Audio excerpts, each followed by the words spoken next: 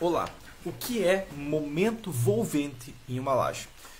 No dimensionamento de uma laje bidirecional, seja ela maciça ou nervurada, a gente vai trabalhar com momento fator em X, em Y, negativo em X, negativo em Y, que todos esses é positivo e negativo na armadura inferior e superior, nos dois eixos, e nós temos um momento fator chamado momento volvente.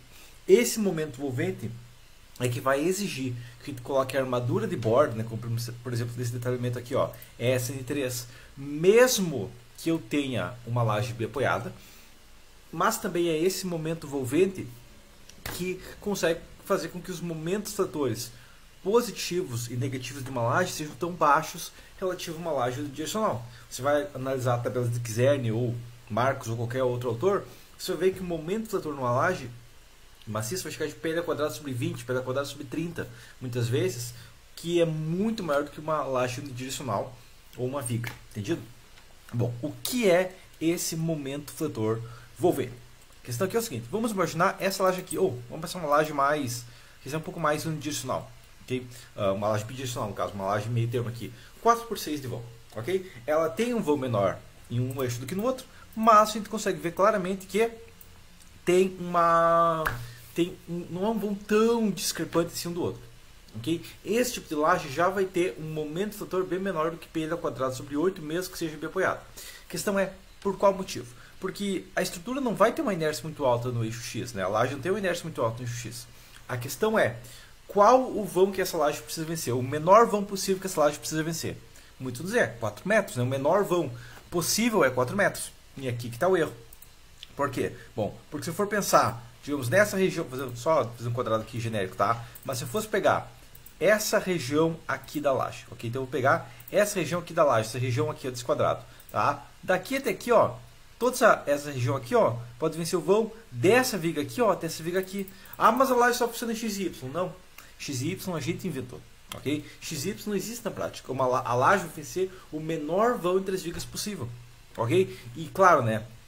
Toda essa região aqui, ó, se eu for pensar, essa região rachurada aqui, ó, toda essa região rachurada tem um vão de menos que 1,40 m, ok? Porque esse vão aqui, ó, é de 1,40 m, certo? Então toda essa região aqui, ó, tem menos que 1,40 m, que é muito menos que 4 metros, tá? Só que a questão é, claro, isso aqui é 1,40 m, mas 2,80 m aqui, ó, ainda assim é um vão bem menor, tá? Só que daí eu vou matar esse pedaço aqui, ó, eu vou matar esse outro pedaço aqui, e eu tô matando toda essa região rachurada aqui, ó, que não vai estar sofrendo flexão no eixo Y.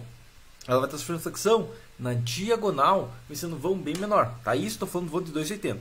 Claro, na prática vai importar para a gente tudo que for um vão menor que 4 metros. Tá? Então, para demonstrar isso aqui melhor, eu só fiz um desenho aqui. Ó, não chega a ser uma linha em cima, mas como se fosse várias retas.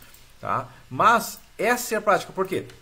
Bom, porque essa linha aqui que eu desenhei aqui, ó, só para entender, tá? Mas aquela linha que eu desenhava, pessoal, vão de 2,80, o vão máximo aqui, ó, seria só, o que está vencendo o vão menor que 2,80?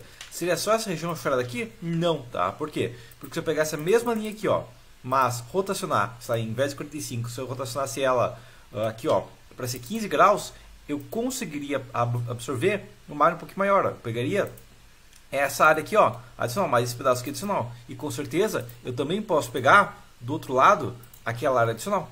Ok? Então isso aqui vai fazer meio que não chega a ser um arco, é uma parábola de segundo nível, de segunda função, tá? Mas a gente vai ter essa área aqui, ó, que vai fazer basicamente esse círculo aqui, ó, que a gente quebra essa de 5 graus. Entendido? Tá? Só que essa região toda aqui, ó, não está sofrendo momento fator no eixo Y. Ok? Tá?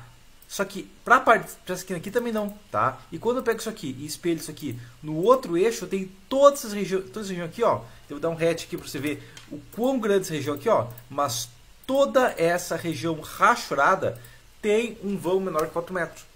Ok? Isso significa o quê? Bom, significa que se eu pegar essa seção aqui como um todo, tá? Cortar. Estou falando de uma laje que tem quanto? 24 metros quadrados, certo? Tá? Desses 24 metros quadrados, quantos metros quadrados estão realmente vencendo o vão de 4 metros? Porque todo o restante é vão menor que 4 metros. Tá? Essa que é a primeira questão.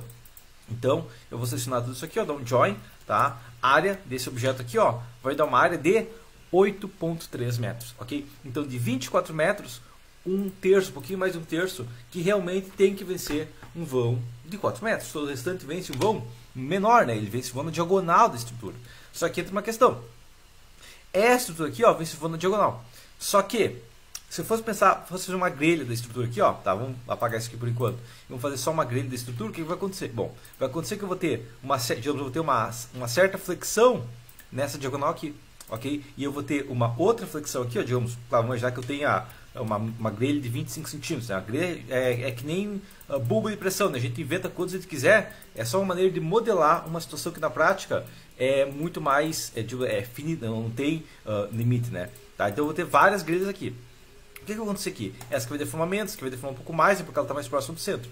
Tá? E como eu tenho uma grelha nesse eixo, eu vou ter que ter necessariamente também uma grelha no outro eixo. Ok? Porque a grelha funciona, não tem sentido a estrutura. Não, ela funciona para todos os eixos, tá? Mas a questão é, essas barras aqui, ó, elas vão, como elas têm um vão considerável, nessa barra aqui, mal bem, ela vai ter um vão de 4 metros dividido pelo ângulo da barra. Tá? Ela vai acabar não se apoiando só na viga, ela acaba se apoiando nessas lajes aqui. Ou seja, ela gera uma continuidade com essas lajes. Então, o que vai acontecer é que a gente vai ter um momento fletor nessa região aqui, ó, negativo. Ok? E esse que é o momento envolvente. Mesmo que eu tenha uma laje biapoiada, a laje num eixo consegue gerar negativos na laje do outro eixo. Ah, mas isso é ruim porque vai ter que caminhar para negativo. Correto. Mas isso é bom porque reduz o positivo. Ok? Por que a laje tem tão pouco positivo? Porque ela consegue gerar negativo. Lembra, o que é um fator negativo? É uma armadura a mais que você coloca? Não. É uma armadura que está tirando do positivo. Ok? O negativo tira do positivo. Você tira o negativo de uma viga, você aumenta o positivo dela. Ok? E com certeza aumenta muito a deformação. Por que uma laje bidirecional, seja ela uma cesta nervurada, ou até uma placa, sabe?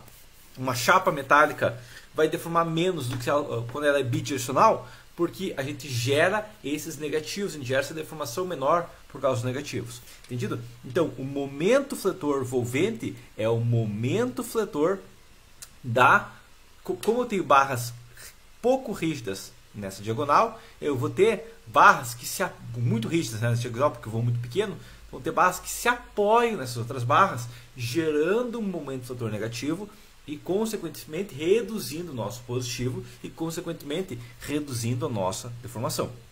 Entendido? Tá? Como que interna para o negativo? Na prática, a gente coloca uma armadura de borda por toda a laje, né, para evitar também a fissuração por torção, tá? Mas basicamente o principal ponto crítico é nos encontros de vigas, okay? De encontros de vigas rígidas, principalmente próximo aos pilares, onde eu vou ter essa armadura aqui, tá? Ela vai ficar junto também da armadura da viga, ele também vai ajudar um pouco, tá? Mas principalmente é a posição dessa armadura de borda, ok? E um dos motivos que às vezes aparece de uma laje está deformando muito ou coisa do tipo é porque foi negligenciado essa armadura de borda que gera negativo, gera um momento envolvente e reduz o nosso momento fletor positivo e reduz a nossa deformação, beleza? Mas por enquanto seria isso. Lembre, a armadura de borda não é opcional, ela é obrigatória normativamente.